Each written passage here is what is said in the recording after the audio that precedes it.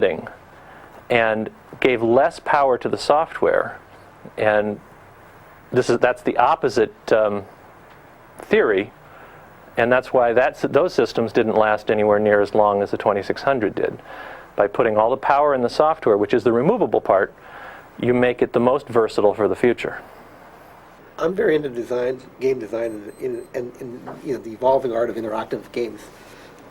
When your designers only have a limited thing that the machine does, then you're going to focus on that. So this system's all about gameplay, right? The Sony PlayStation is much more about graphics, 3D, right? And these people that are working on that know that. But all we had to work, it's like old movies. All they had to work with was visuals, no sound. So that's what they used. We had gameplay. All the good gameplay patterns came from this system.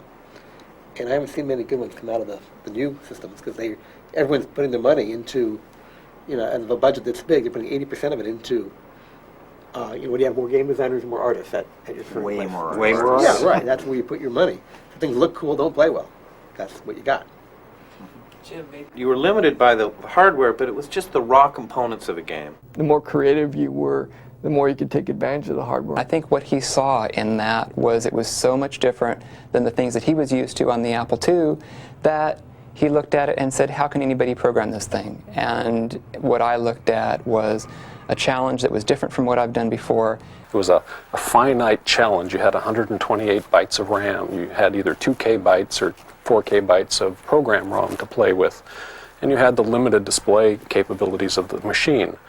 And our objective was to put as much fun, as much graphical presence into these games as we could. And it was a wonderful puzzle. For anybody who's eaten sushi, if you've looked at the little chart, usually there's a couple of items that says challenging.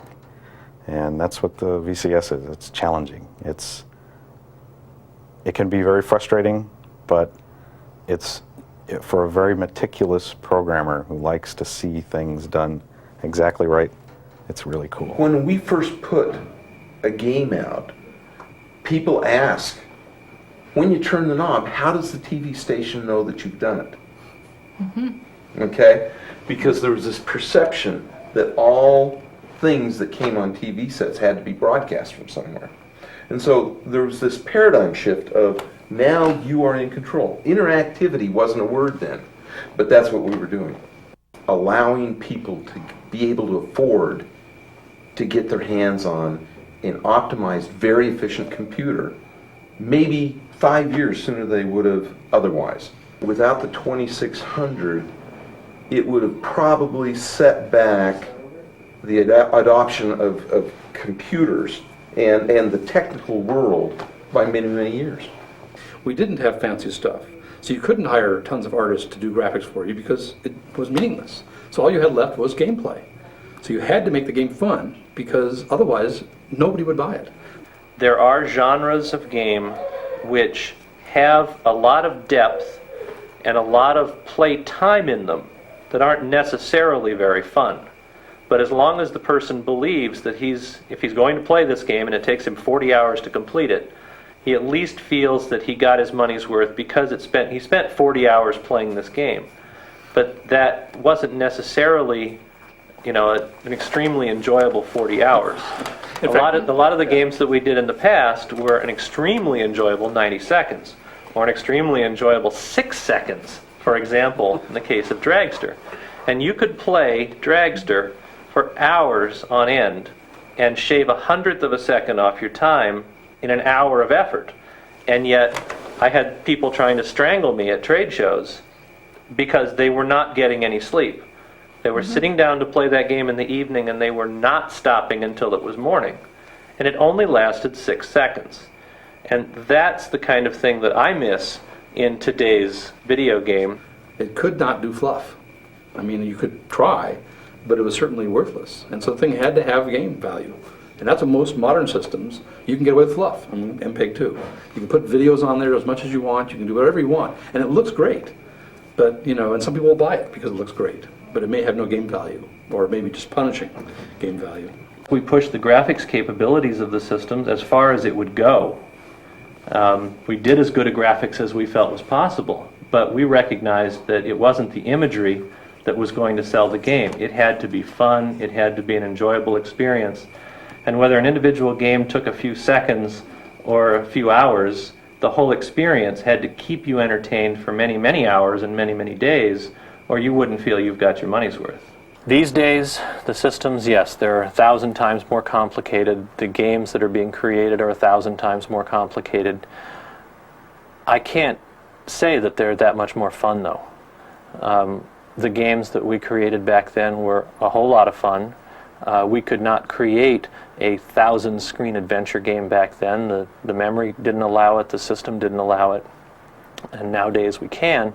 So there are genres of games that exist these days that couldn't back then. But as far as actual entertainment value, I don't know that what we have today is substantially better than what we had 20 years ago. If people are still interested in those games that are around, it's just a testimony to the fact that they were fun then, they're still fun now. Through some magic of a combination of skill and luck, they came up with something that would last for 10 years, and give great credit to Jay Miner and Jody Keir for. Absolutely, yeah. My history in computers goes back through Atari. I learned most of my video work at Atari. I started with Atari in 1975 when they were in a very small building out in Los Gatos. And I designed the chips that are in the 2600 video game machine. Then I went on to design the chips that were in the 400, 800 computer series. In fact, I was in charge of that whole design, the 400, 800 computer for Atari. Jay was my mentor. He wasn't my first engineering boss after I got out of college, but he was the one who taught me about it. He was the one who said things like memos were mostly good for covering people's derrieres, and who reminded us constantly that success has 1,000 fathers, but failure is an orphan, that we had to be team players and we couldn't just run around taking credit for each other's work. We all hung together that way. He was organized and methodical. His enthusiasm motivated us. He was almost the antithesis of Dilbert's boss. He would walk into anybody's office, sit down, look them in the eyeball, listen to them before he got in their face to tell them what to do. He brought the best out of us. This is a man who brought his dog to work. The dog would trot up and down the hallway like she owned the place. As you know, Atari went through some growing pains, times in which we had employee badges and photo IDs and that sort of thing. And, of course, who would think of getting Mitchie the dog a photo ID with employee number 000 but Jay? And he was constantly doing that sort of thing as well. He worked for a company called Medtronics, I think it was. They did the first programmable, implantable pacemakers, where you could RF power into them to keep them charged, but you could also transmit into them different programs to change a person's pacemaking, depending on how they were doing in their lives. And you know, he's not on the cover of the magazine for doing stuff like that, but that's pretty amazing stuff. A great engineer and great design. That's why I chose him to do the Amiga.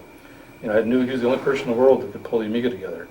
And unfortunately, he was a sailor, he's a classical guitarist, he did terrific bonsai in his backyard. Yeah, well, that's right. He had so much, man, as an individual. I mean, you couldn't help but feel like this is a really nice, genuine human being. Yeah. You know, and you know, he's probably one of the people that you say, how could so much nice guy be wrapped up in such a great mind? You know, I mean, it was one of those areas where it seemed like he had depth in every area that you talked to him about. We set out to do something simple. In our goal of making it cheap, we made it really flexible, which opened it up for Bill Joy's theorem, which is that not all the smart people in the world work for you. Not all the smart people worked in the hardware team.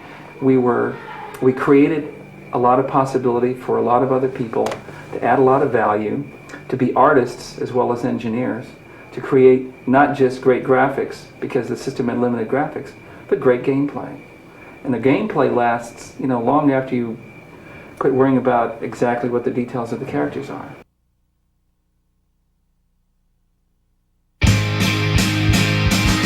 I got a Gremlin with mag wheels, baby. It's the bitchin'est car.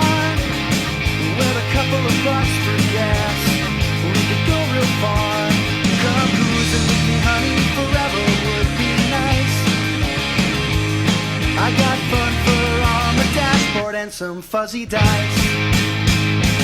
I got a Gremlin with mag wheels, baby. It's the baddest of wheels. Put your hands on the chain link steering wheel and see how it feels. Come cruising with me, honey, it's such a great release. I got some cigarettes and an 8-track tape of grease. Got a Gremlin with mag wheels. I got a Gremlin with mag wheels. I got a Gremlin with mag wheels. I got a Gremlin with mag wheels, yeah.